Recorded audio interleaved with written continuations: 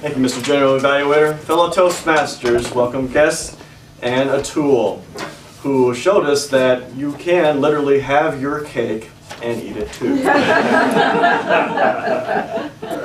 It was a delightful, delightful story.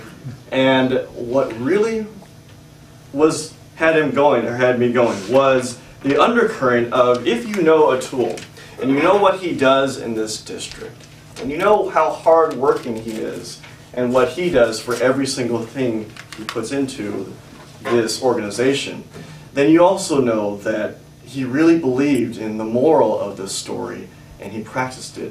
He practices it outside this room and in this room. If you don't know him, you still can enjoy that story nonetheless, but it added and was nice undercurrent in the background.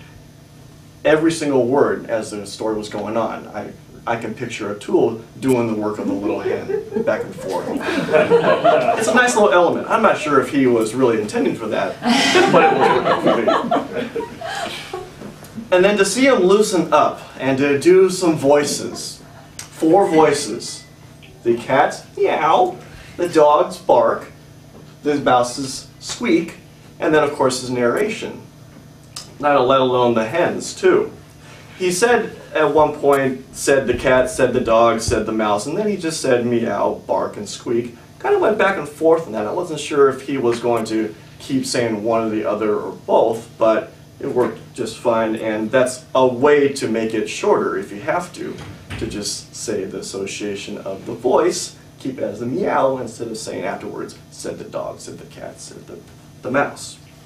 I liked how he circled back at the end to his daughter after the whole story had concluded, and he talked about closing that out and seeing the understanding of why she was doing what she was doing around the house. He could have easily gotten into how it could be applied to Toastmasters or how he does it himself, but he really stayed away from that and just focused on the humbleness of being very proud of his daughter doing this. Now, this story was really a reading, and it was, I guess, read word for word. What I was hearing from earlier from our critique of the audience was that when we have speakers up here doing something like that, we still want to hear more of their interpretation, more of their story speaking skills. If you could, Atul, add some more tidbits instead of just reading word for word. Yes, you had the gestures, and yes, you had enunciation, but perhaps saying something like, how could a hen do all the hoeing of the wheat? How could you add something like a tidbit of a joke? Yes, it's a funny interpretation. It's hard for us to get that in our head. And if you bring us back to earth by having a joke there, it's a good opportunity as a storyteller.